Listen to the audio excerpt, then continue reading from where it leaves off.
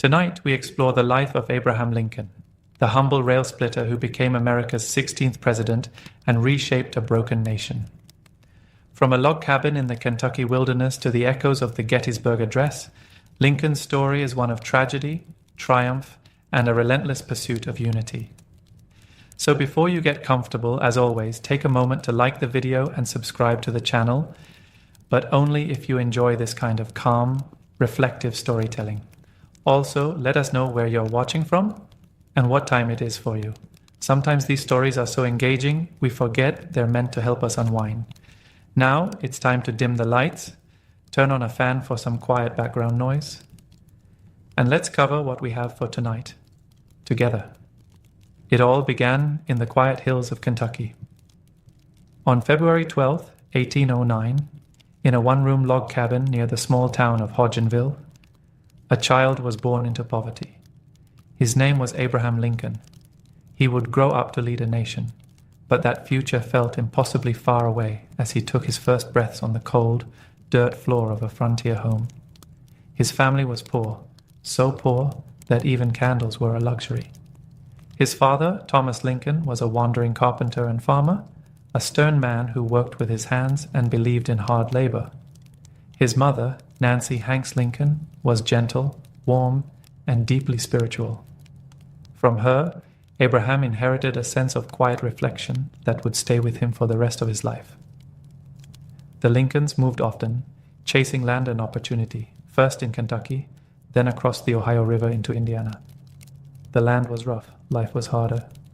They cleared fields by hand, planted crops, built fences, and tried to survive each winter with just enough to eat.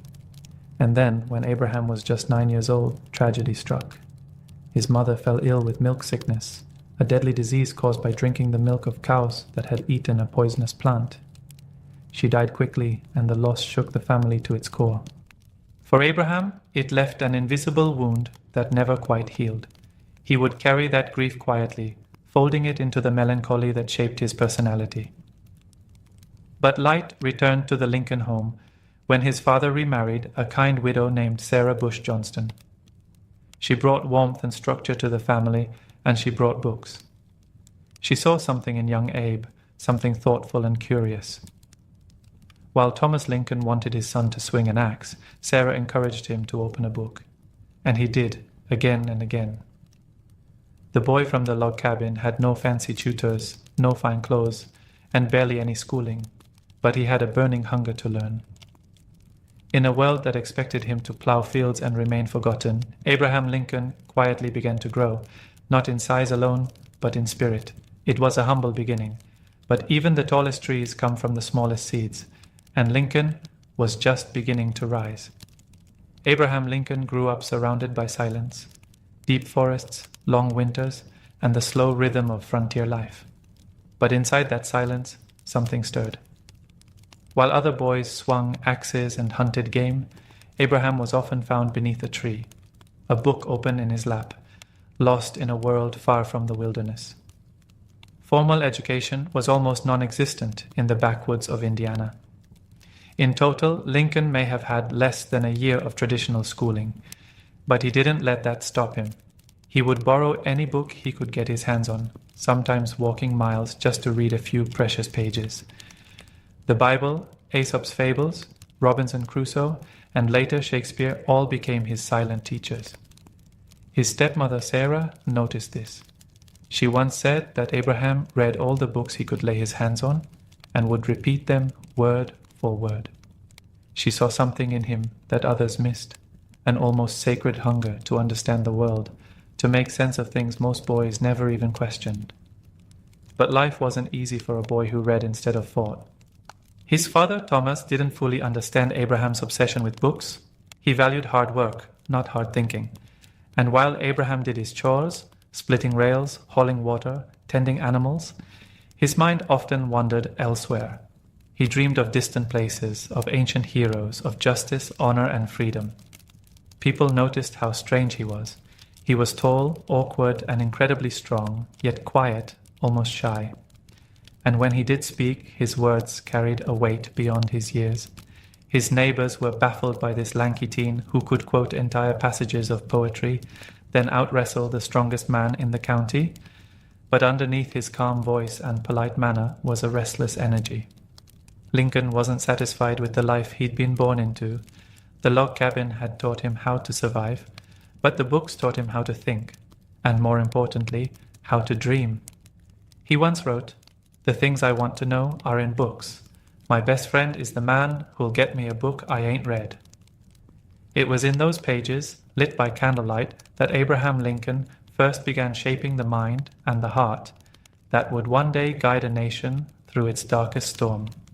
By the time Abraham Lincoln reached his early 20s, he was tall, remarkably tall, standing at 6 feet 4 inches.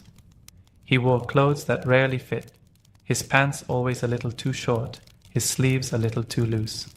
His face was lean and weathered, and his voice carried a slow, thoughtful rhythm. He looked like a man carved from the very trees he once split. In 1831, Lincoln arrived in the small frontier town of New Salem, Illinois.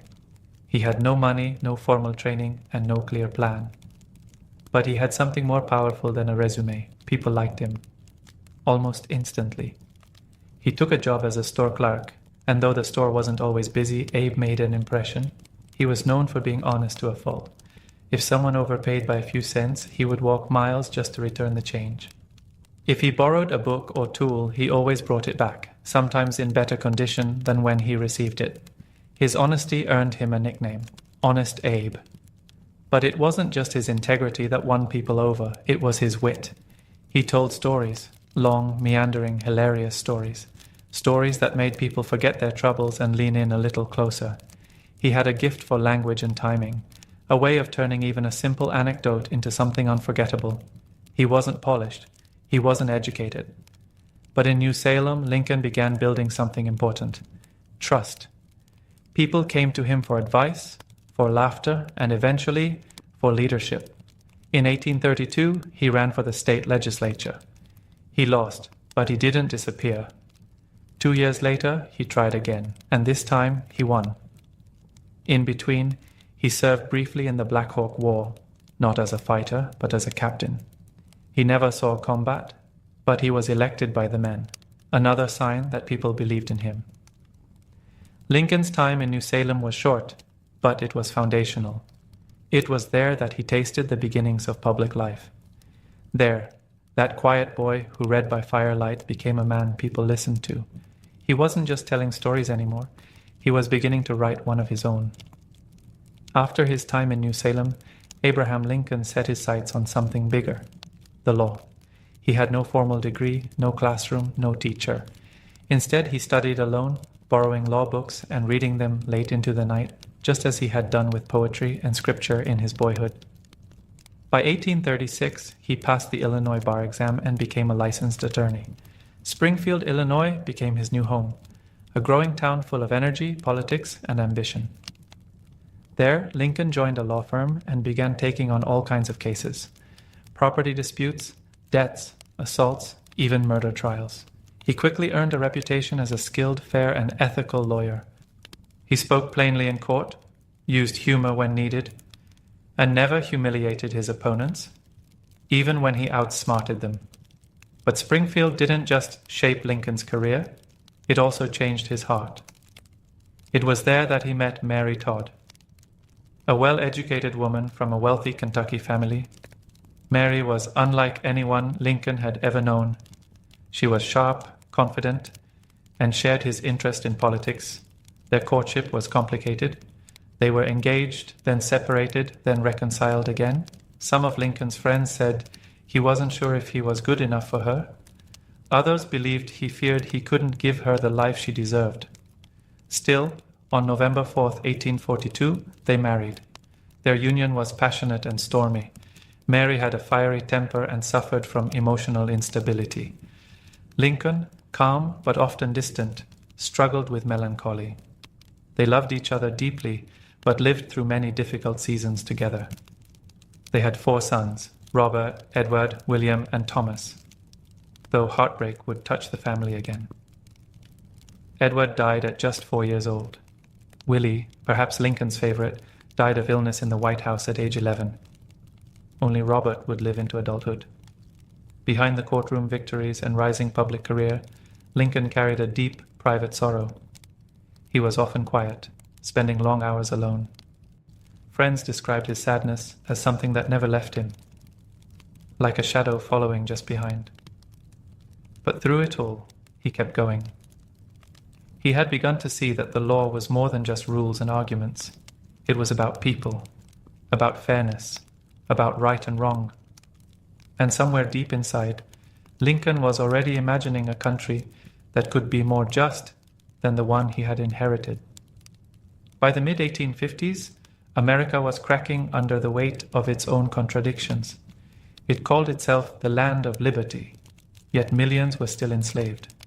The debate over slavery was no longer just a matter of politics. It was becoming a national identity crisis. And Abraham Lincoln, once a one-term congressman, found himself drawn back into the storm. At first, Lincoln hadn't spoken out forcefully. He disliked slavery, calling it morally wrong, but he didn't see himself as a radical. What he did believe, with clarity and conviction, was that slavery must not expand. That's what brought him back into the public eye. In 1854, Congress passed the Kansas-Nebraska Act, which allowed new territories to decide for themselves whether to allow slavery. To Lincoln, this wasn't just bad policy. It was a betrayal of the founding ideals. He began speaking again, slowly at first, then with increasing power and purpose. And then came 1858, the year of the Lincoln-Douglas debates. Stephen A. Douglas was a seasoned senator, charismatic and confident. Lincoln, the challenger, looked plain by comparison. But when they met in 7 open-air debates across Illinois, Lincoln surprised everyone. He didn't shout, he didn't insult. He reasoned, calmly, persistently, forcefully. He asked, "Can a nation remain half slave and half free?" And he didn't believe it could. Though Lincoln lost the Senate race, his words traveled far beyond Illinois. Newspapers across the country published his arguments. People started talking about this tall, awkward lawyer from the Midwest who spoke with honesty and moral clarity. By 1860, he was being considered for the highest office in the land. The Republican Party saw in Lincoln something rare, a man who opposed slavery without hatred, who spoke firmly but not cruelly. He wasn't the favorite. But in a divided field, he emerged as the nominee. And then, on a cold November night in 1860, Abraham Lincoln was elected the 16th President of the United States. The South didn't wait for him to take office. Within weeks, states began to secede. The Union, the very idea of the United States, was crumbling. Lincoln hadn't yet stepped into the White House, but already he was walking into history. When Abraham Lincoln took office in March of 1861, he stepped into a nation already at the edge of collapse. 7 southern states had seceded before he even placed his hand on the Bible. More would follow. They believed his presidency threatened their way of life, especially the institution of slavery. Lincoln didn't want war, he wanted unity. But when Confederate forces fired on Fort Sumter in April, the choice was made for him. The Civil War had begun. He had never led an army, never commanded troops, never studied war. Yet now the fate of a nation rested on his shoulders. He read military books at night, consulted generals by day, and made difficult decisions, often alone and often with heavy doubts. The war dragged on, and it was brutal. Battle after battle, the death toll rose. Young boys, both North and South, marched into muddy fields and never returned. Cities were burned. Families were torn apart. Brothers fought brothers. It was no longer a political disagreement, it was a human tragedy. Lincoln faced pressure from all sides. Newspapers mocked him. Political enemies accused him of tyranny. Even members of his own cabinet questioned his leadership. He fired general after general, searching for someone who could match the urgency of the hour, and at home he grieved. In 1862, his beloved son Willie died from typhoid fever inside the White House. Lincoln, already prone to sadness, was devastated. He shut himself away, sometimes visiting Willie's grave late at night. But still, he carried on. In the middle of this chaos, he made one of the boldest moves in American history.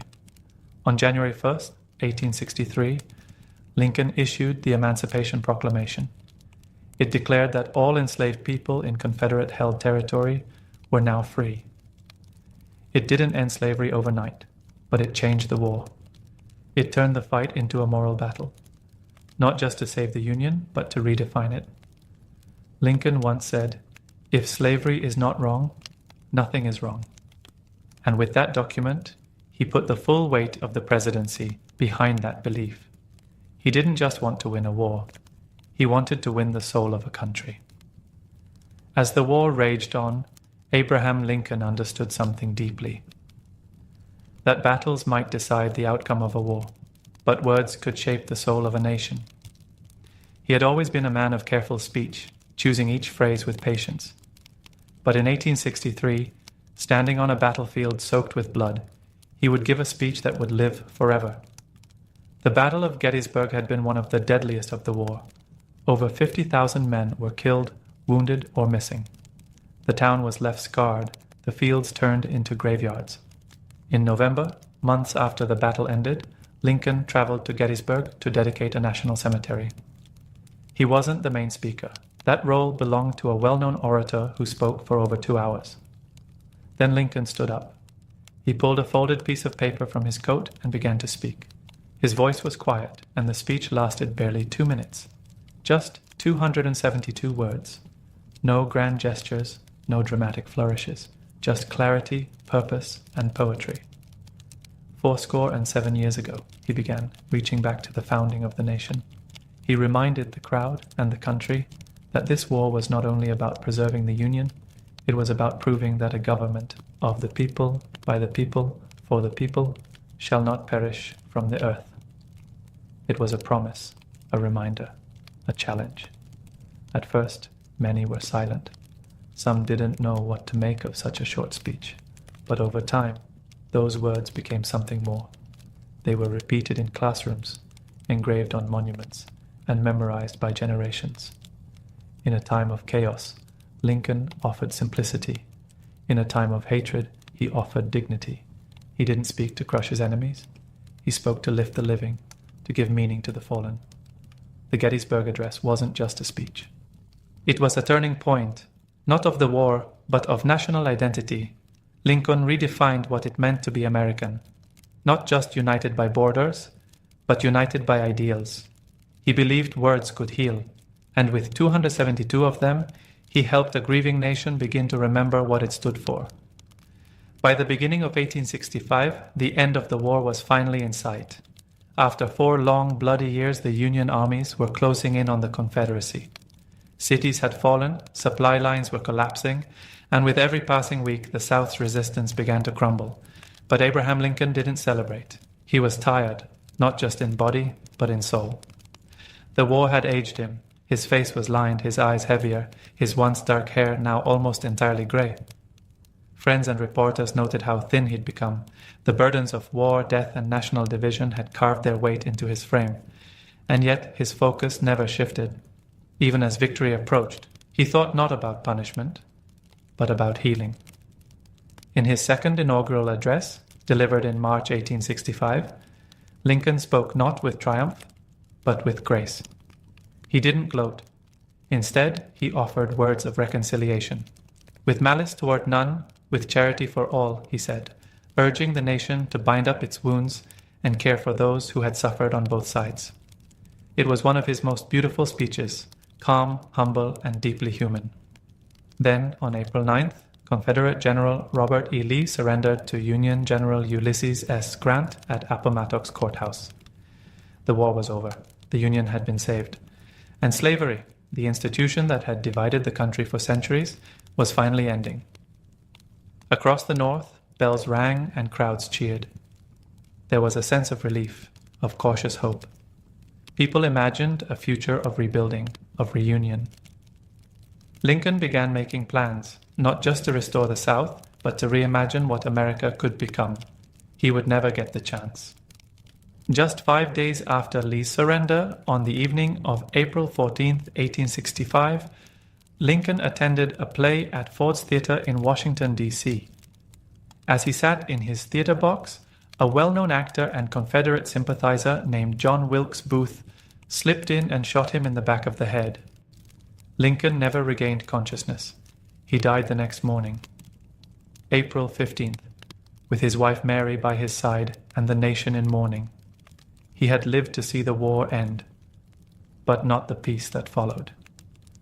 When Abraham Lincoln died, the country didn't just lose a president, it lost its compass. News of his death spread like a cold wind across the nation. In the north, people wept openly in the streets, church bells rang for hours, businesses closed, entire cities went silent.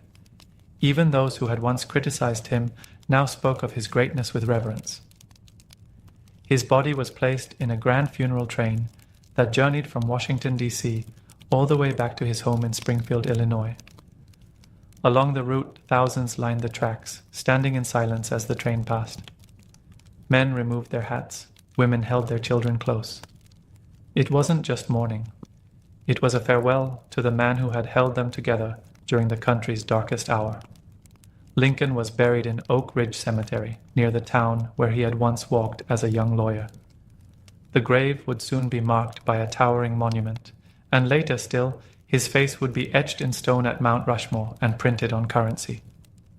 But behind all the marble and myths was a man, a real man, one who battled depression, one who knew grief intimately, one who never believed himself to be extraordinary.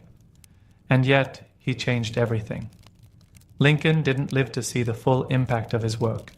He never saw the Reconstruction struggles or the long civil rights movement that would come more than a century later. But the seeds he planted, in speeches, in laws, in moral clarity, continued to grow. He reminded America what it should strive to be, not perfect, but better, not divided, but united, not driven by hate or fear, but by compassion, reason, and courage. Today, we remember Lincoln as the great emancipator, the savior of the Union, the man who led with both strength and gentleness. But perhaps what makes him truly great is not just what he did, it's who he was. A boy who read by candlelight, a lawyer who spoke with honesty, a leader who never lost sight of humanity. His life reminds us that greatness doesn't require perfection, only purpose, integrity, and a heart that refuses to turn away from what is right. And in that way, Abraham Lincoln still lives, in the ideals he helped shape, and in the quiet strength he left behind. To many, the word Viking conjures images of wild warriors with axes and horned helmets, storming villages and burning everything in sight. But the truth, as it often is with history, is more complicated and far more interesting. The Vikings weren't a single people or empire.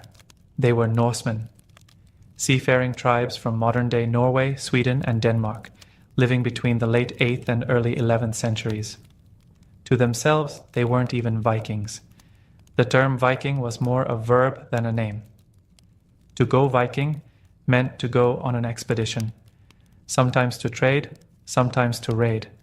They were farmers, fishermen, blacksmiths, storytellers. They raised goats and wheat. They built wooden halls. They worshipped gods like Odin and Thor, and believed that their fate was woven by unseen hands, the Norns, who watched over every soul. Most Viking men weren't warriors. They were workers, strong, skilled, and deeply connected to the land. But when the harvests failed, when the fjords froze, when opportunity called across the sea, many took up their shields and swords. They weren't driven by bloodlust. They were driven by survival and ambition. Their world was one of harsh winters, short summers, and a constant struggle against nature. But they were adaptable, fiercely so, and their curiosity was endless. They sailed across waters others feared. They explored unknown lands. They mingled with cultures far beyond their own. Some became merchants, sailing down the rivers of Eastern Europe to trade in silk and spices with the Byzantines. Others founded settlements in places as far as Ireland, France, and even Russia. To those they attacked, they were seen as barbarians, destroyers of peace, but to themselves they were bold adventurers, carving out a future in a world that often gave them little. It's easy to paint them with one brush, to imagine them as only raiders, but their true story is more layered, more human. Before we follow them across seas, into battles and legends, we must first remember the Vikings were not monsters. They were men, and they were about to change the world. If the Vikings had one unmatched advantage, it was their ships. Long, narrow, and elegant in design, the Viking longship was not just a mode of transport. It was a symbol of freedom, fear, and possibility. Carved from oak and assembled with precision, these vessels were both strong and flexible. The wood planks overlapped like fish scales, held together with iron rivets and sealed with animal hair and tar to keep out the cold, salty sea. Their design allowed the hulls to flex with the waves instead of fighting them, giving the longships incredible stability in rough water. Each one was a marvel of engineering. The average longship could carry 40 to 60 warriors, along with supplies, tools, and weapons. But what made them so feared and so effective wasn't just their size or speed, it was their adaptability. Viking ships could travel across the open ocean and then glide silently up narrow rivers. They could sail in just a meter of water, meaning they could strike deep inland where no one expected them, and they didn't need harbors or docks to land, just a stretch of beach, a shallow bank, or even a rocky shore. In the time it took villagers to spot them, the Vikings were already ashore. At the front of many ships was a carved figurehead, often a dragon or serpent, designed to frighten both enemies and evil spirits. As the ships approached, the sea seemed to churn beneath their prows, their sails full of wind, their crews silent but ready. The sight of a longship on the horizon became the stuff of nightmares across Europe. It meant trouble was coming, fast, unexpected, and ruthless. But not all longships were used for war. Some were merchant vessels, wider and deeper to carry goods. Others were for exploration, sailing west to Iceland, Greenland, and beyond. The longship was more than a machine. It was freedom, a way to escape poverty, seek glory, or find a new home. With their ships, the Vikings weren't bound by borders. The ocean was their road, and every horizon was an invitation. The world first truly noticed the Vikings on a quiet summer day in the year 793. It began on the holy island of Lindisfarne, just off the northeastern coast of England. For years, monks had lived there in peace, copying manuscripts, praying, tending their flocks. It was a sacred place, a place of silence, learning, and devotion. Then came the ships, long, slender, and unfamiliar. They sliced through the sea with terrifying grace. No warning, no negotiations, no chance to prepare. The Vikings came ashore swiftly. Their axes flashed, their shields clashed, and in moments the monastery, once a place of sanctuary, became a scene of chaos. The monks were unarmed. They had no soldiers, no walls, no idea what was coming. Some were killed, others taken as slaves. The church was plundered. Gold, silver, and holy relics were carried away. It was not just a robbery, it was a shock. The people of Christian Europe believed their holy sites were protected by divine power. But here were these strange men from the north, gods of thunder on their lips, not Christ. News of the raid spread quickly. It was written in fear and disbelief. "The wrath of the Northmen," one chronicler wrote, "is upon us." To the English, the Vikings seemed like demons, merciless, bloodthirsty, and godless. But to the Vikings, it was something else entirely. They saw wealth, unguarded and plentiful, and they took it. Lindisfarne was only the beginning. Over the next few decades, Viking raids became more frequent, not just in England, but across Ireland, Scotland, and the coasts of France. They struck monasteries, ports, and villages always quickly, often before anyone could react.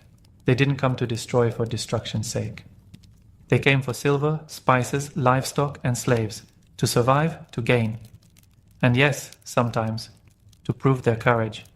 To a Viking warrior, a successful raid meant honor, a share of treasure, a name that would be sung around firelit halls.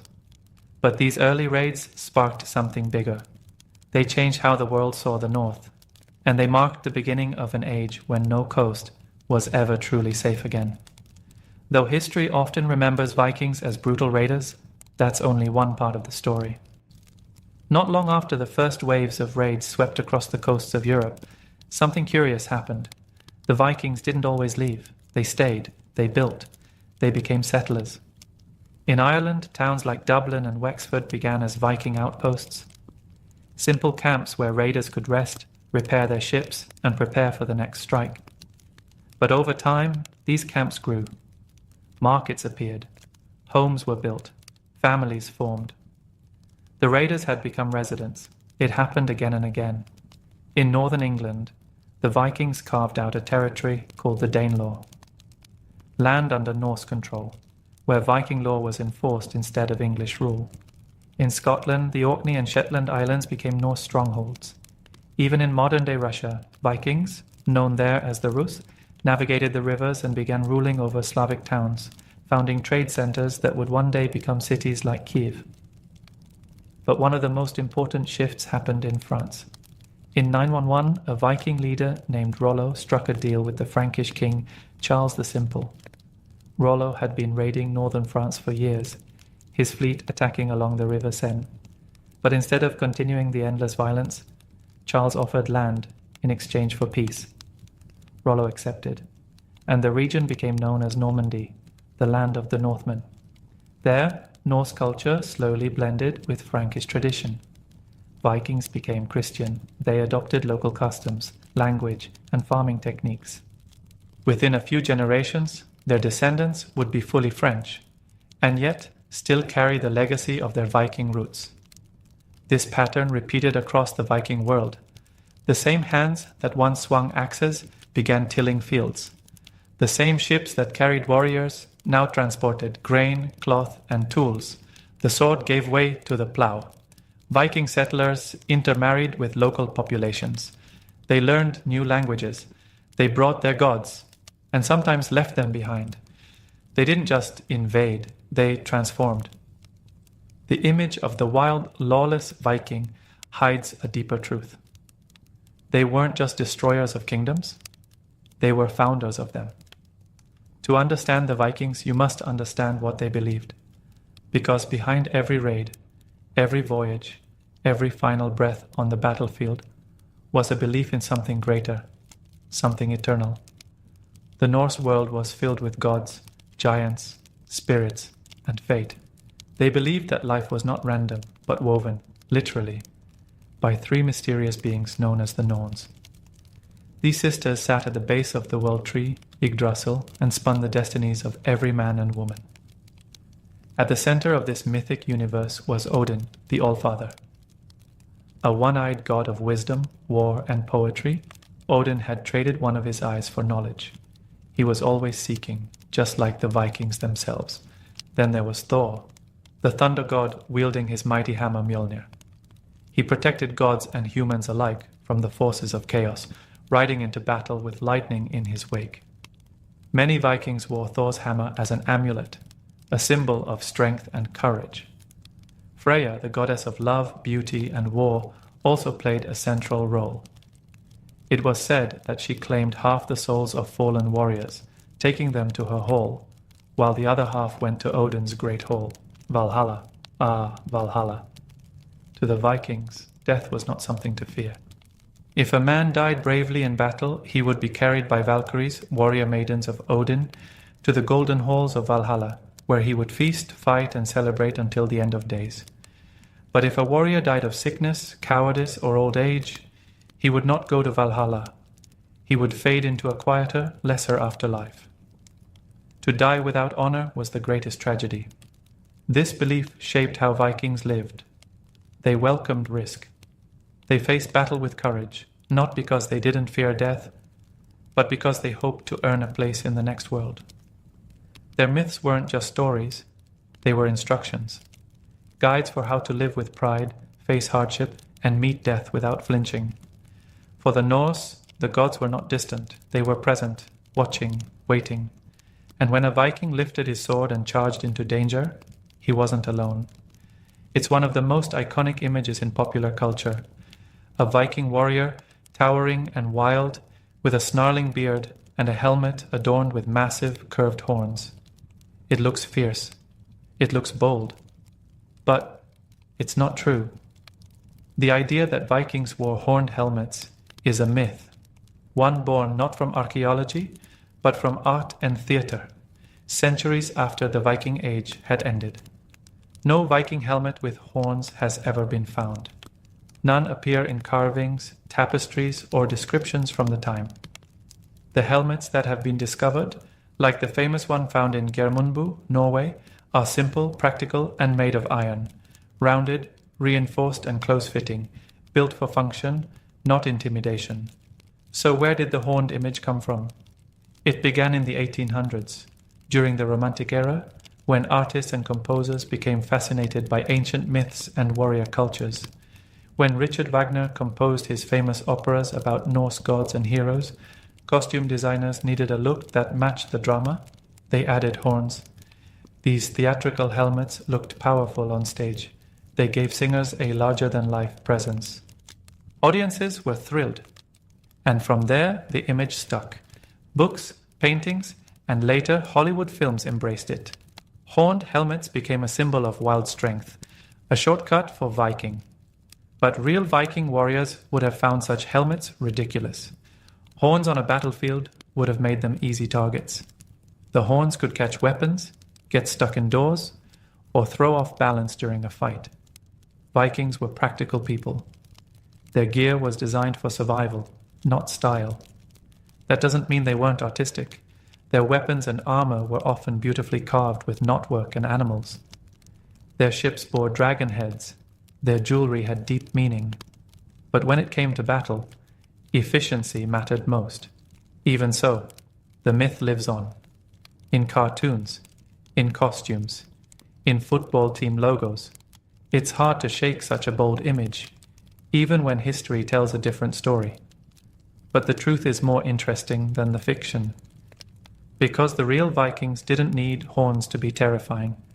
They had skill, they had strategy, and they had a silence before the storm that no helmet could capture. The Vikings were not just raiders or settlers. They were explorers, restless, curious, and unafraid of the unknown. While much of Europe viewed the sea as a boundary, the Norse saw it as a road. A challenge, yes, but never a wall. Driven by overpopulation, limited farmland, and the promise of riches, Viking explorers pushed beyond the known edges of the map. Their longships, fast, light, and maneuverable, made it possible to go where no one else dared. First, they sailed west to the British Isles, then farther to the wild coast of Ireland and the rocky shores of Scotland. Soon, they discovered the windswept Faroe Islands, and then a great mist-covered land, Iceland. In the late 9th century, Norse families began settling in Iceland. There they built farms, established a parliament, and wrote sagas, stories of gods, ghosts, and heroic voyages. But even Iceland wasn't far enough. By the late 10th century, Eric the Red, a bold and exiled chieftain, set sail from Iceland and reached a vast icy coastline. He named it Greenland, hoping the name would attract settlers. It worked, but the most legendary voyage came next. Around the year 1000, Eric's son, Leif Erikson, set sail even farther west. He landed on a new land, one with forests, grasslands, and grapes. The Norse called it Vinland. Most scholars believe Vinland was part of modern-day Newfoundland in Canada. Leif and his crew built a small settlement, now known as L'Anse aux Meadows, the first known European presence in North America. This happened nearly 500 years before Columbus would sail from Spain. But the Norse presence in Vinland didn't last. Conflict with indigenous peoples, harsh winters, and the distance from home eventually forced them to abandon the settlement. Still, they had come. They had crossed the Atlantic and returned. Their journeys were not just about conquest, they were about possibility. Vikings explored the rivers of Eastern Europe, traded with the Byzantine Empire, and journeyed through deserts and forests in search of something more. They didn't always know where they were going, but they went anyway. In a world bounded by fear, the Norse spirit moved with the tide, ever outward, always wondering, What lies beyond? No age lasts forever, not even one born on wind and sea. By the middle of the 11th century, the Viking world was changing, slowly at first, then all at once. The raids that once shook the coasts of Europe began to fade. The longships still sailed, but they carried more goods than warriors.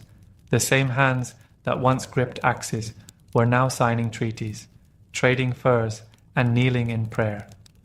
One by one, the old pagan beliefs gave way to Christianity. Missionaries had arrived decades earlier, some as captives, others as guests, and over time their influence grew. Kings and chieftains began converting not only for spiritual reasons, but for alliances, legitimacy, and peace with Christian neighbors. With religion came structure, and with structure came kingdoms. In Denmark, Norway, and Sweden, strong central monarchies began to take shape. Local chiefs were replaced by royal law. Raiding gave way to taxes. The wild independence that had once defined Viking society was being reshaped by order. At the same time, European defenses improved. Castles rose along the coastlines. Towns fortified their walls. The element of surprise, so crucial to Viking raids, was vanishing.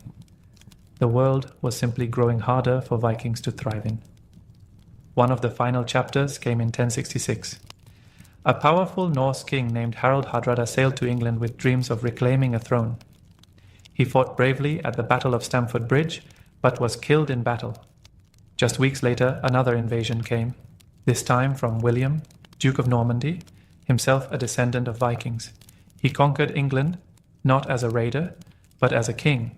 The Viking Age had come full circle, from seaborne raiders to crowned rulers, from oral myths to written laws. And then the sails faded from the horizon. But while the raids ended, the legacy remained.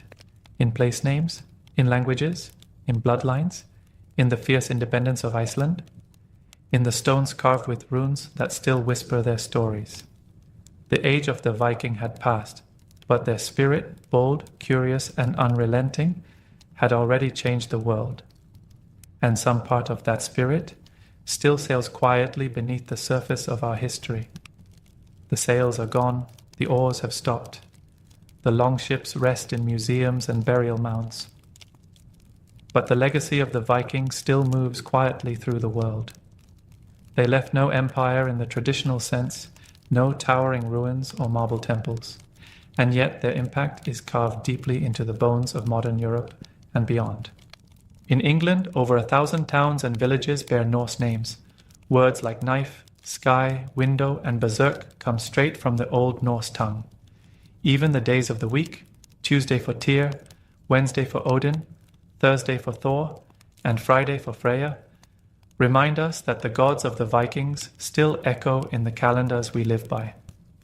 In Ireland, cities like Dublin were founded by Norse settlers, first as ports for plunder, then as trading hubs, and finally as thriving medieval communities. In France, the Normans, descendants of Viking settlers, would go on to shape the history of Europe through war and rule, most famously in 1066, when William the Conqueror claimed the English crown. In Iceland, their language survives almost untouched, so close to Old Norse that ancient sagas can still be read aloud with little translation. These sagas, written on parchment in flickering candlelight, preserve the myths, values, and dreams of a people long gone, yet never fully forgotten. But their legacy isn't just historical, it's cultural, it's emotional. The Viking spirit of daring, endurance, and curiosity has become a symbol around the world. Books, films, games, and television shows continue to reimagine their stories, often more myth than truth. And yet something remains authentic in their portrayal, the sense of wild freedom, of facing storms head-on, of crossing boundaries others fear. We remember the Vikings not only for their ferocity, but for their humanity, for being people who lived fully in a world that demanded strength and sacrifice. They were poets and explorers, raiders and rulers, mothers and fathers, storytellers and seekers. The Viking Age may be over, but its waves are still washing upon the shores of our culture, gently reminding us that the sea was never the end of their world. It was only ever the beginning.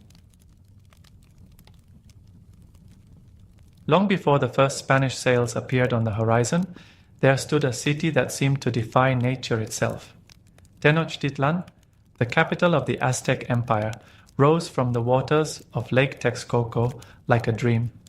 A place of stone and symmetry, built on islands and connected by great causeways, it was unlike anything the Europeans had ever imagined.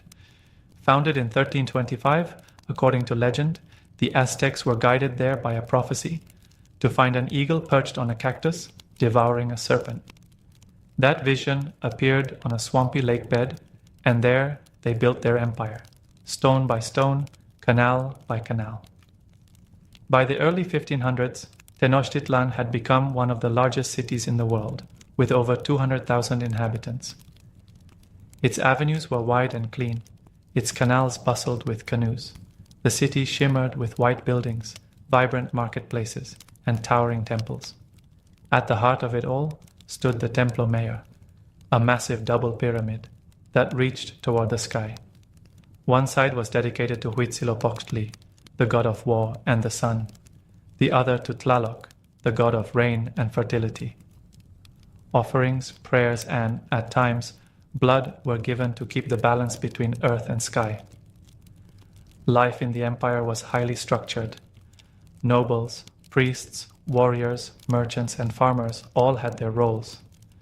Children learned to read pictographs. Tribute flowed in from neighboring regions. Cacao, feathers, obsidian, jade, maize, and more. The empire thrived through war, trade, and religion, and through it all, one man stood at the pinnacle, Montezuma II, emperor, ruler, and divine representative of the gods on earth. Wise, cautious, and deeply spiritual, he lived surrounded by advisors and omens. He ruled not just a city, but a complex, sophisticated civilization stretching across central Mexico. But the Aztecs did not rule peacefully. Many of their neighbors resented their power, their tribute demands, and their human sacrifices. Beneath the surface of wealth and ritual, old wounds and tensions simmered, and far beyond the mountains and lakes, across an ocean the Aztecs did not know existed, ships had set sail. They carried foreign weapons, foreign beliefs, and a hunger for gold and glory. Tenochtitlan stood tall, proud, and unshaken. But the clouds were beginning to gather. In 1519, a fleet of 11 ships touched the shore of the Yucatan Peninsula. From them stepped Hernán Cortés, a Spanish conquistador with no royal title, no great army, and no permission to conquer an empire. But what he lacked in authority, he made up for with cunning, ambition, and a dangerous kind of charisma. Cortés brought just over 500 soldiers, a few cannon, 16 horses, and a deep belief that God and gold were on his side. What he encountered in the New World, however, was something far greater than he expected. As the Spaniards moved inland, they met fierce resistance from native peoples, but also allies. Many indigenous groups resented Aztec domination. They had paid tribute for years, seen their sons taken as sacrifices, and longed for freedom. Cortés saw opportunity. He fought, yes, but more often he negotiated, and in these early days he gained something far more valuable than weapons or gold. He gained Malintzin, also known as La Malinche, a native woman gifted in language and intelligence. She became his translator, cultural guide, and eventually his closest confidant. Through her, Cortés could speak to the people. Through her, he could manipulate fear, forge alliances, and untangle the threads of a world he did not understand. As the Spaniards journeyed westward, stories reached them of a mighty empire in the mountains, of cities made of gold, of great temples, and of a king who ruled with divine power. To the Spaniards, these tales only fueled their desire. To the people they met along the way, Cortés promised an end to Aztec tyranny. He burned his ships to prevent retreat. He marched with growing forces, now joined by thousands of indigenous allies. And slowly, step by step, he drew closer to the heart of the empire. In Tenochtitlan, Montezuma received word of these strange men, pale-skinned, bearded, dressed in metal, riding beasts no one had seen before. Some believed they were gods, others saw a darker omen.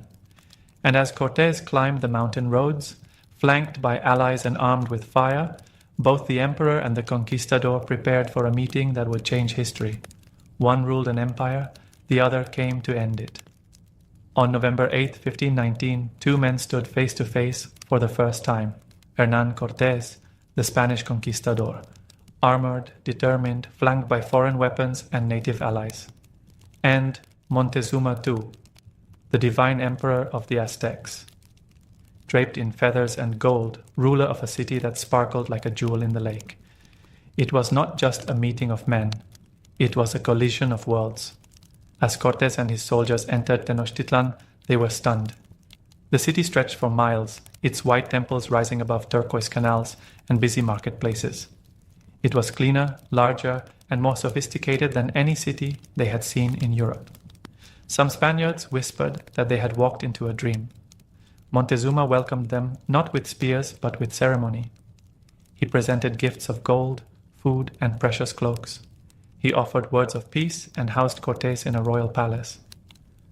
According to Spanish records, he may have even bowed, though what that gesture meant to Montezuma and how it was interpreted by the Spanish may never be fully known. For Montezuma, this was a delicate moment. The omens had been troubling. Lightning striking temples, mysterious visions in the sky, and rumors of strange men arriving from the east. His priests feared the return of Quetzalcoatl, a god who, according to legend, would return from the sea. Montezuma was a thoughtful ruler, but also cautious. He may have believed diplomacy was the only way to avoid bloodshed, or perhaps he hoped to learn more before taking action.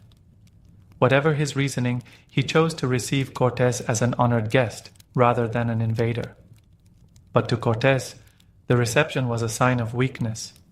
He saw riches, not rituals, an empire ripe for the taking, not a sovereign city showing hospitality.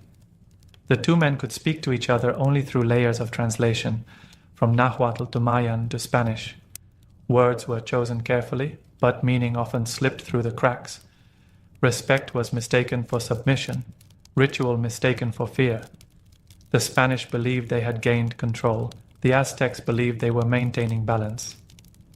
In that moment of false understanding, the seeds of disaster were quietly sown, and in the shadow of great temples, the slow unraveling of a civilization had already begun. At first, the Spaniards were honored guests in Tenochtitlan, housed in a grand palace, fed with the empire's finest foods, and permitted to move through the city freely. Cortés walked its avenues, studied its temples, and observed its people. He was fascinated, but never fooled. Behind his admiration was calculation. Cortés knew he was surrounded. His army, though growing, was still vastly outnumbered. The Aztecs were proud, organized, and militarily powerful. If Montezuma gave the order, the Spaniards could be wiped out in a single night. So Cortés acted first, not with force, but with strategy. He placed Montezuma under house arrest. It wasn't a dramatic seizure.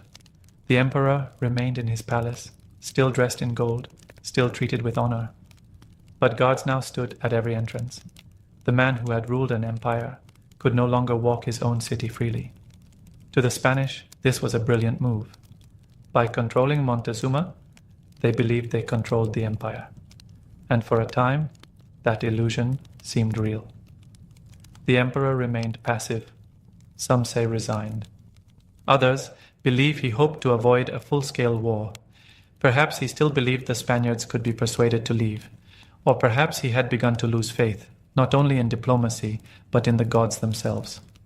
While imprisoned, Montezuma continued to speak to his people from the palace roof. He assured them that the Spaniards meant no harm. He pleaded for calm, but calm was crumbling.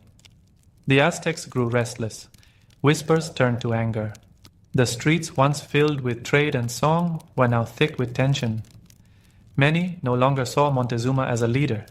He had allowed foreign invaders into their sacred city. He had not fought. He had bowed too far. Cortés, too, began to sense the shift. His alliance with the emperor was built on uncertain ground, and beneath him the foundation of Aztec rule was beginning to crack. Still, no blood had yet been spilled inside the heart of the city. There was still a chance, slim, fragile, to avoid catastrophe. But the line between diplomacy and domination had already blurred, and soon a single act of violence would erase it completely. While Hernán Cortés was away from Tenochtitlan, having marched to the coast to confront a Spanish rival sent to arrest him, he left his second-in-command, Pedro de Alvarado, in charge of the city. Alvarado was not Cortés. Where Cortés used diplomacy and restraint, Alvarado ruled with suspicion and fear. During Cortés' absence, the Aztecs prepared to celebrate one of their most sacred festivals, Toxcatl, a ritual honoring the god Tezcatlipoca, lord of the night and fate. It was a time of music, dancing, and ceremony held within the courtyard of the Templo Mayor. Nobles, priests, and warriors gathered in full regalia, adorned with feathers and gold. But to Alvarado, it looked like rebellion. He claimed to have heard rumors of an uprising, though no attack had come. Paranoia clouded his judgment. He feared the Aztecs were preparing to strike, and so he struck first.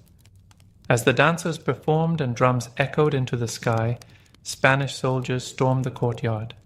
They blocked the exits. Then, without warning, they began to kill.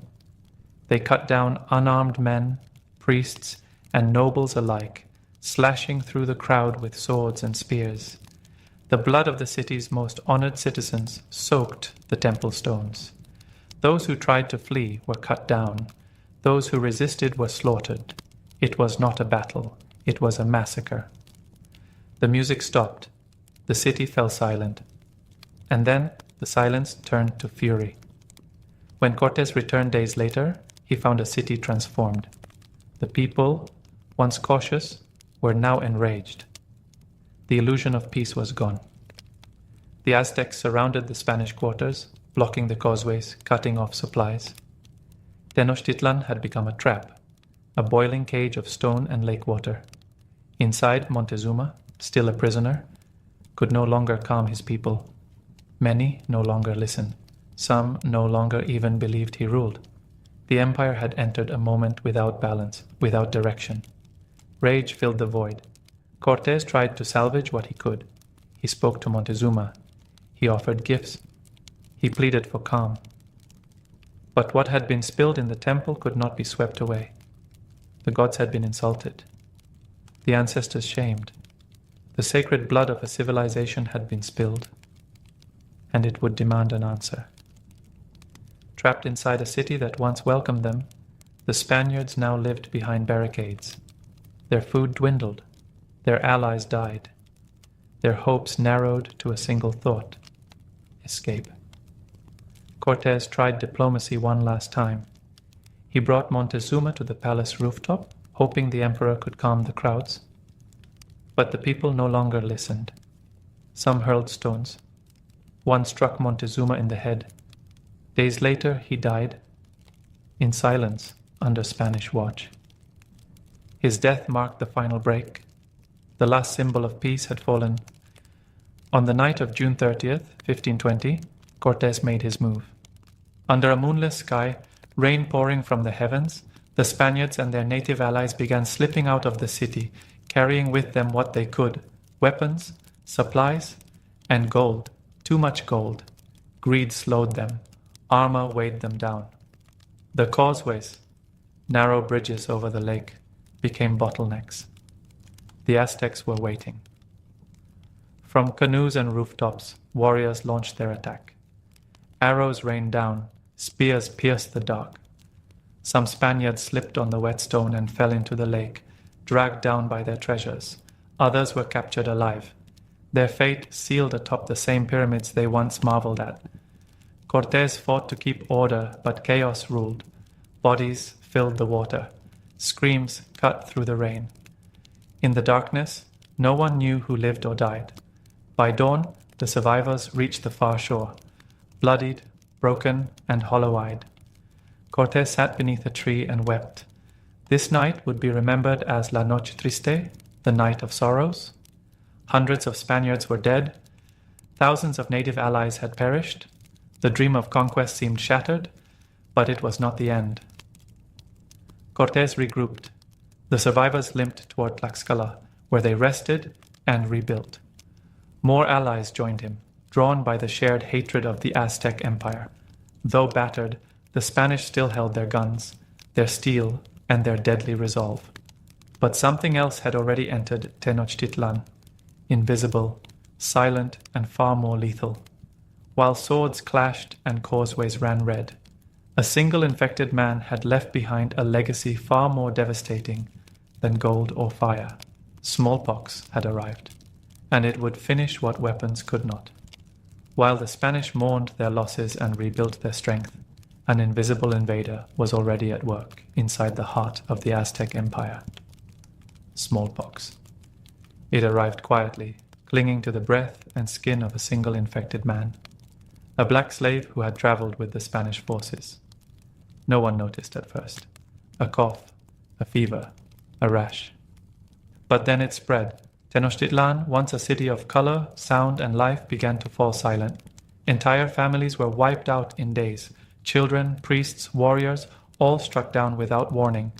The dead filled homes and temples. The living, too weak to bury them, began to abandon hope. The Aztecs had never seen such a sickness. Their healers were powerless. Their gods offered no relief. Panic set in, followed by despair. As many as half the city's population perished, not from battle, but from disease. Among the dead was Cuitlahuac, Montezuma's brother and successor. His reign had lasted only 80 days. The empire, leaderless and reeling, chose a new ruler, Cuauhtémoc, a young noble with fire in his spirit and defiance in his heart. Meanwhile, Cortés returned, stronger than before. He now commanded over 100,000 native allies, including the fierce Tlaxcalans. To many tribes, the Aztecs had been cruel overlords. Now they saw a chance to break free, even if it meant siding with the Spaniards. In May 1521, Cortés began the siege of Tenochtitlan. First, he cut off the causeways. Then, with brigantine ships assembled on the lake, he blockaded the waters, severing the city from its food and supplies. Day by day, street by street, the Spaniards and their allies fought their way through the capital. The Aztecs resisted with all they had. Even starving and sick, they fought from rooftops, from canals, from the last sacred spaces of their city. They turned temples into strongholds, maize fields into battlefields. But they could not stop the siege. What the sword had begun, the disease had deepened, and hunger would soon finish. By the time the final assault began, Tenochtitlan was no longer the shining city Cortés had first seen. It was a shadow of itself, broken, burning, yet still unwilling to kneel. Not yet. By August of 1521, the city of Tenochtitlan, once a symbol of order, beauty, and divine purpose, had become a graveyard. The canals that once shimmered with sunlight and trade now ran dark with filth and blood. The causeways were choked with bodies. The floating gardens wilted in silence.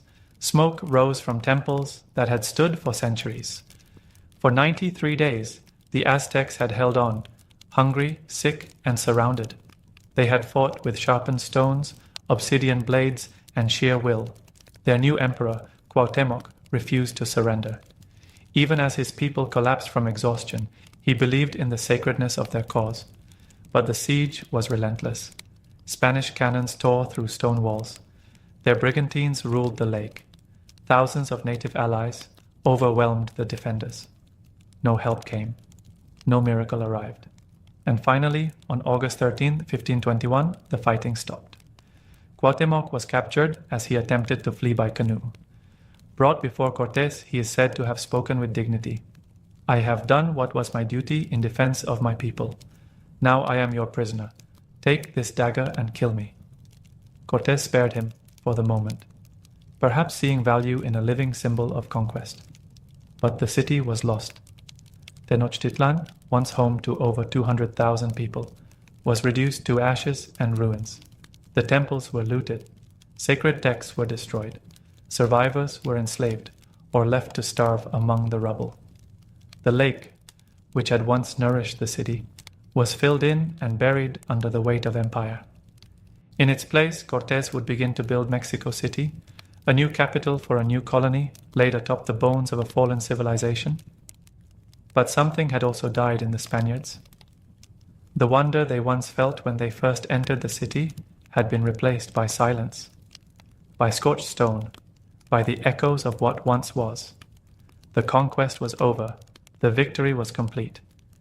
And yet the cost, to both conqueror and conquered, was immeasurable.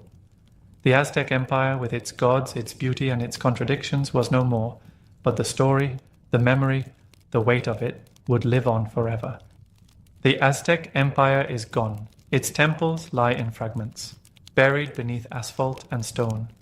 Its kings are silent, its gods no longer worshipped in firelit temples, and its capital, Tenochtitlan, exists only in the memories of chroniclers and the ruins beneath Mexico City. But even in destruction, something remains. You can hear it in the language. Nahuatl, the tongue of the Aztecs, is still spoken by over 1 million people in Mexico today. Its words live on in the everyday. Chocolate, tomato, avocado, coyote. Sounds that once filled the halls of emperors now pass between farmers and children. You can feel it in the art. Intricate patterns, serpent motifs, eagle feathers carved in stone. Echoes of a culture that saw the divine in every mountain, river, and sky. In museums and markets, the aesthetics of Aztec life still inspire. You can taste it in the food. Maize, chili, cacao, sacred staples that fed a civilization now feed the world, and you can see it in the people. Descendants of the Mexica and other Nahua peoples walk the streets of Mexico today, their ancestry braided quietly into their faces, their crafts, their stories. Though the Spaniards built over the ruins, they could not erase the soul of what came before. And while the conquest was swift, brutal, and devastating, it wasn't the end of the Aztec spirit. It was a transformation, forced, painful, but never total. Indigenous traditions adapted, survived in secret, fused with the new to create something entirely unique.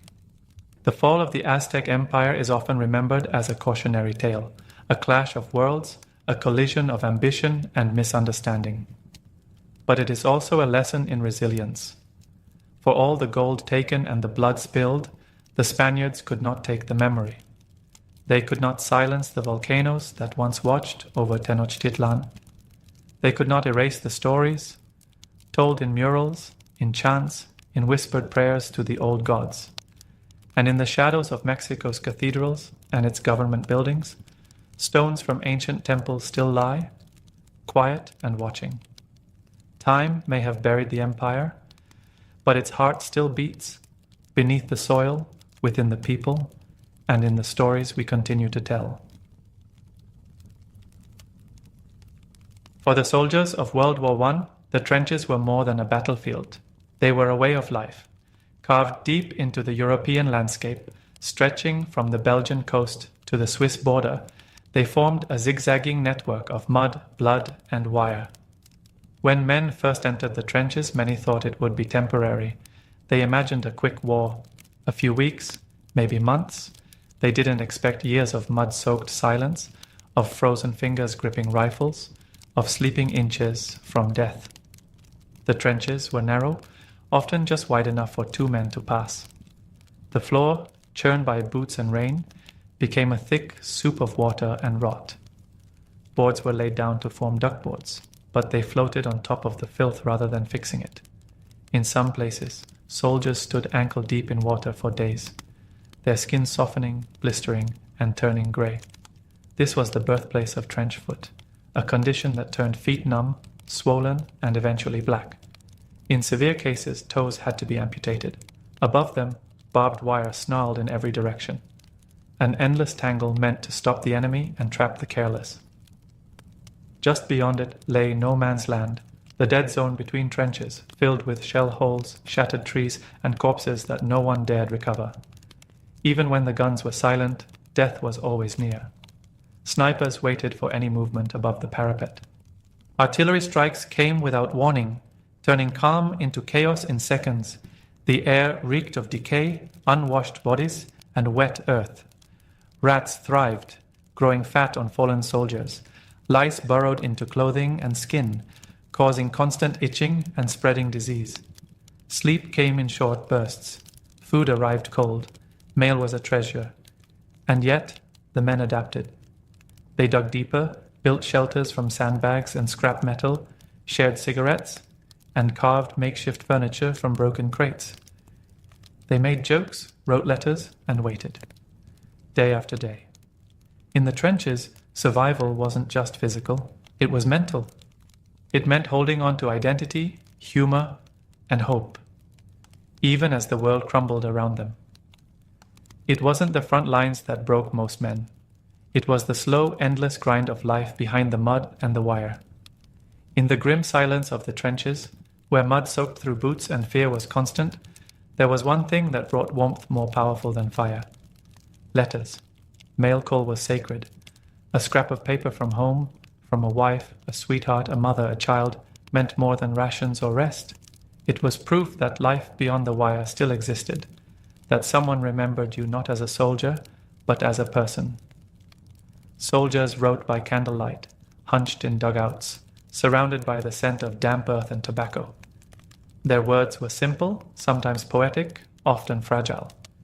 They described the weather, the food, the small moments of calm. Many left out the horrors. They didn't want to worry those back home. They wanted to protect them, even as shells exploded overhead. Some wrote daily, others less often. They addressed their wives as my dearest, their mothers as dear mom, their children with aching tenderness. I hope you are well. I am still in one piece. I miss your voice. Tell the baby I love her. Some even enclosed pressed flowers, drawn sketches, or small trinkets found on the battlefield. Receiving a letter was a ritual. Soldiers would read it once, then again, then again. They folded it carefully, tucked it into a pocket near their chest, or hid it in a tin to protect it from the rain. They read them aloud to each other, passed them around, shared in each other's happiness or heartbreak. But sometimes, a letter arrived too late. Mail could take weeks. It might arrive after its intended reader had already fallen in battle. In those moments, comrades would gather, open it slowly, and read the words aloud in the dead man's memory.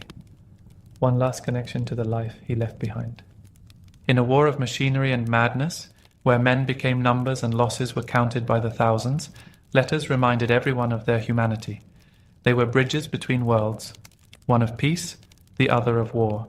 They carried love, fear, longing, and hope, and in a place where nothing felt certain. A letter, however small, could save a man's spirit. It was Christmas Eve, 1914. The first winter of a war that many had believed would be over by now. The trenches were cold and soaked with frost. Soldiers huddled beneath blankets, thinking of home, of warmth, of peace. Then across no man's land came an unfamiliar sound. Singing. Stille Nacht, heilige Nacht. Silent night, holy night. German voices rose softly into the night air. British troops listened, confused, then answered with their own carols. One by one, heads began to rise above the parapets. What followed would become one of the most human moments in a deeply inhuman war. Without orders, without planning, soldiers began to climb out of the trenches. They met in the middle of no man's land, that dead space filled with barbed wire and broken bodies, and shook hands.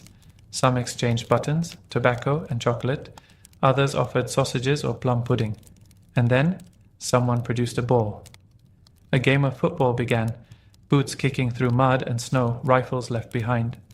The match had no score, no rules, no sides, just men laughing together under a cold winter sky. They showed each other photographs of wives and children. They buried their dead. They lit candles and shared songs in languages they didn't speak. For a brief moment, there was no war, no enemy. Only men, cold, tired, and aching for peace. But it could not last. The generals were furious when they learned of it. Commanders issued strict orders forbidding any further contact. Artillery fire soon returned. Snipers resumed their posts. The soldiers went back to their trenches, and to the business of killing those they had just embraced. The truce was never repeated on such a scale again, but for those who were there, it remained a memory that refused to fade. A sliver of light in a war made of darkness. A reminder that beneath every uniform was a beating heart, capable of compassion even on the most violent ground. It did not end the war. But it proved, even for a single day, that humanity could still rise above it. And sometimes, peace didn't need to be signed by generals. It just needed to be chosen by men with frozen hands and open hearts. The noise of war is unforgettable. The scream of shells, the hammering of machine guns, the sudden final crack of a sniper's bullet. But what many soldiers remembered most was the silence. Between the battles, there were long, stretching hours where nothing seemed to happen. No advances, no charges, just the damp, heavy air of waiting. And it was in that stillness that the true war took its toll. In those quiet hours, men sat with their thoughts. Some wrote letters. Some smoked until their fingers shook. Others simply stared at the wooden walls of the trench, eyes empty, waiting for the next order, the next blast, the next name to vanish. The silence wasn't peaceful. It was thick, unnatural. The kind of quiet that made even the birds cautious. Any sound, a snapped twig, a distant cough, could be a signal, a prelude, a mistake. At night, the tension only grew. Flares rose like ghosts above no man's land, casting long shadows across the wire. Men whispered, afraid even of their own voices. Every hour brought the question, is this the night they come? Sometimes the silence broke without warning. An artillery shell dropped at random. A scout discovered in the wire. A raid, sudden and savage, ending as quickly as it began. Then the quiet would return, somehow worse than before. During these pauses, soldiers repaired trenches, buried the dead, and reinforced the walls. They brewed tea in dirty tins, played cards with worn decks, and told stories, some real, some imagined, just to keep their minds anchored to something beyond the mud. The silence offered no rest, only reflection. And in reflection, fear found its roots. Men began to count their breaths, their days, their chances. They listened to their heartbeat like it was the last thing they owned. And yet, they stayed, not out of glory or hope, but because the trench was the only world left. Between the barrages, time slowed. The war paused, but it never stopped. And in those hollow hours between thunder and death, the human spirit learned to wait, not with peace, but with quiet endurance. Because in trench life, survival was not just in the fighting. It was in the waiting. The first gas attack came like a strange green mist. It drifted silently across the battlefield, moving low to the ground, hugging the earth as though it were alive. There was no warning, no explosion, no roar, just a slow, unnatural fog. And then the coughing began. It was April 1915, near Ypres, Belgium, when the Germans unleashed chlorine gas against Allied lines. Soldiers stood stunned, watching the cloud approach, not yet understanding what it was. And by the time they realized, it was too late. The gas burned the eyes and throat, turned lungs to liquid, and made the strongest men drop to their knees, gasping like drowning fish. Panic spread faster than the gas itself. Some men urinated on rags and pressed them to their faces, desperate for anything that might help. Later came phosgene, more deadly, less detectable, and then mustard gas, which blistered the skin, blinded the eyes, and lingered in the soil for weeks. It didn't just kill. It maimed, it scarred, it left men alive, but changed. Gas masks were soon issued. Strange, rubber-faced contraptions with bug-like goggles and long snouts. They were effective, but not always in time. Putting them on in panic, in the dark, in the rain, it wasn't always possible. And the fear remained. Even when there was no gas, soldiers imagined it. A whiff of smoke, a shift in the wind, a strange scent. And the mask would be on in seconds. Many described the gas as a ghost, invisible, unpredictable, always present. It crept into dreams, into the deepest parts of the mind. Gas changed the nature of the war. It made the air itself the enemy. It turned the trenches from a battlefield into a slow, suffocating tomb. And worst of all, it made death impersonal. No duel, no charge, no heroism, just a breath, and then agony. Even those who survived were left coughing for years, their lungs ruined, their voices never the same. Of all the horrors of trench life, gas left one of the deepest marks, because it reminded soldiers that in this war there was nowhere left to hide, not even in the air they breathed. In the middle of the mud, the barbed wire, and the constant threat of death, there was one thing that made trench life bearable: each other. Comradeship was more than friendship. It was survival. When everything else was stripped away, the uniforms, the orders, the medals, what remained were men, cold and frightened, clinging to the familiar sound of a voice nearby. They came from all walks of life: farmers, factory workers, teachers, sons. Many had never left their hometowns before the war, but in the trenches, distinctions blurred. One man's dry socks became another man's lifeline. One soldier's humor kept the whole group sane. They shared everything: cigarettes, blankets, rations, lice. They passed down trench lore: which dugout stayed driest, which officer to trust, how to brew the best cup of tea over a candle flame. And when the shelling stopped, even for just a moment, they would gather, mugs in hand, steam rising from chipped enamel cups filled with weak, gritty coffee or tea made from boiled rainwater. These moments were sacred. Men told jokes, some crude, some clever, some so old they'd been passed between units like heirlooms.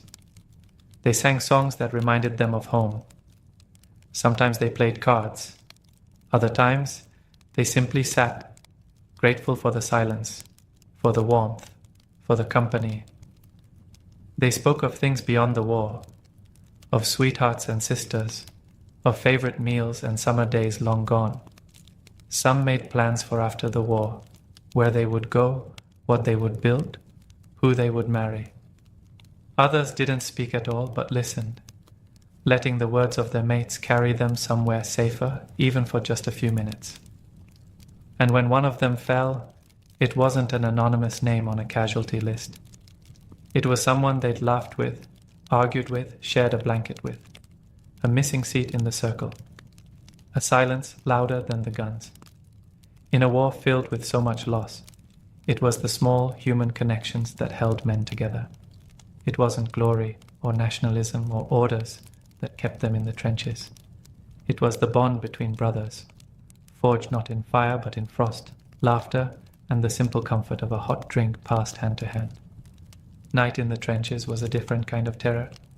The darkness didn't bring rest, it brought uncertainty. It blurred the line between what was real and what was imagined.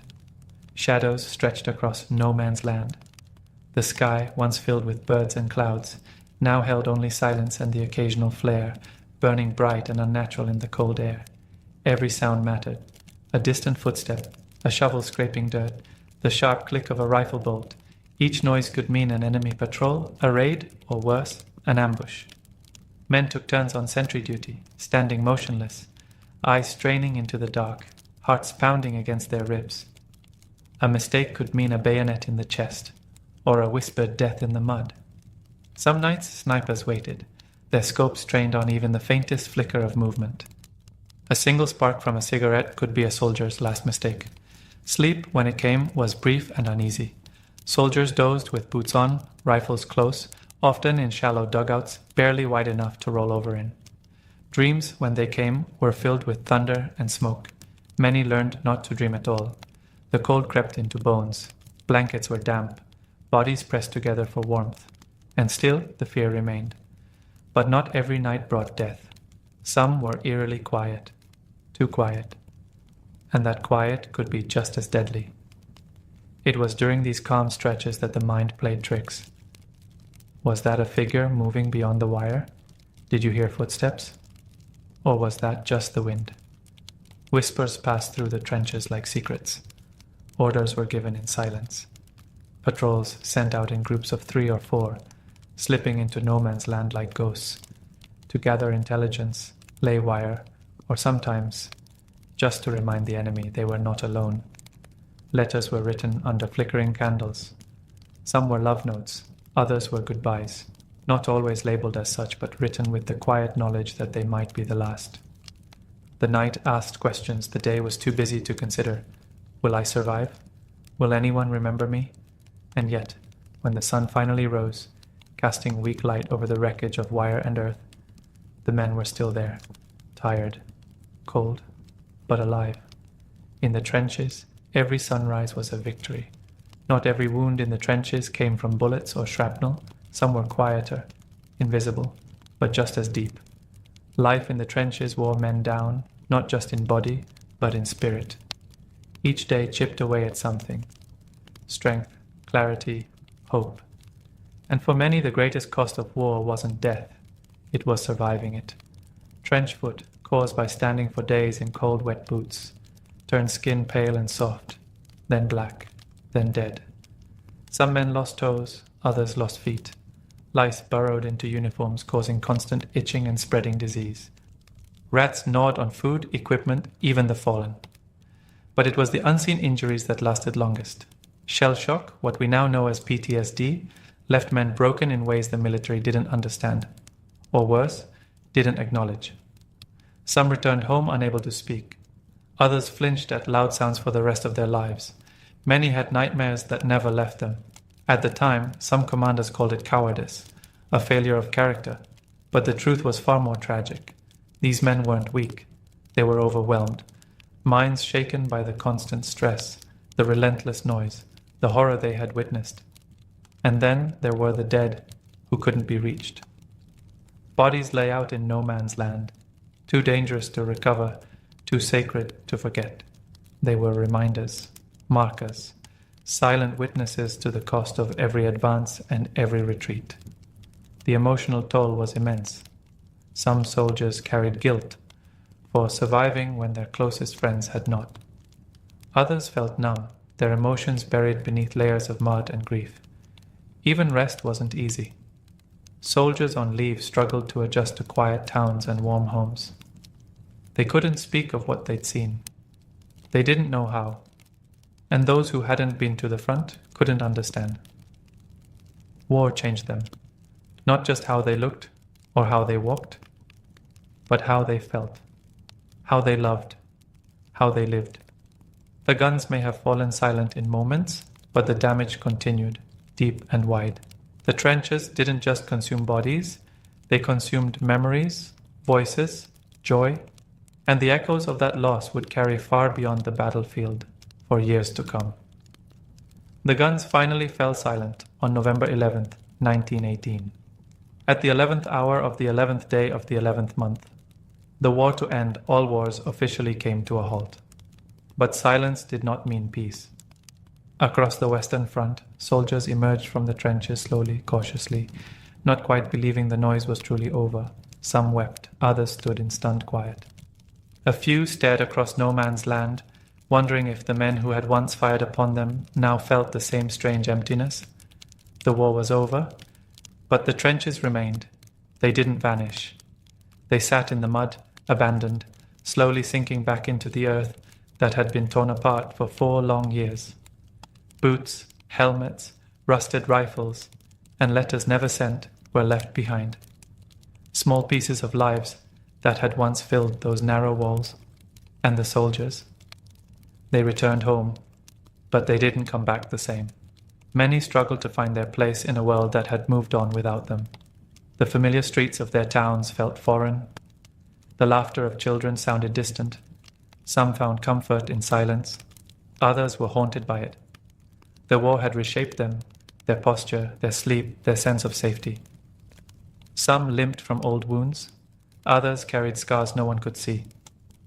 They told few stories, or none at all. The ones who did speak often spoke not of battles, but of moments. A cup of tea shared in the cold. A letter that arrived just in time. A friend who didn't wake up. The trenches became part of history. Studied, mapped, photographed. But to those who had lived inside them, they were something else. A second home. A prison. A grave. A place where youth had been left behind and something heavier had taken its place. And yet, from that darkness came resilience. Memorials rose, poppies bloomed, new generations were born because others had endured. and in quiet corners of fields once soaked in blood, birds sing again. Grass grows. Wind whispers through the trees. The trenches have faded from the land, but not from memory. Because in that silence, something sacred remains. The voices of those who endured the unendurable, and proved, even in the mud and madness, that humanity could survive.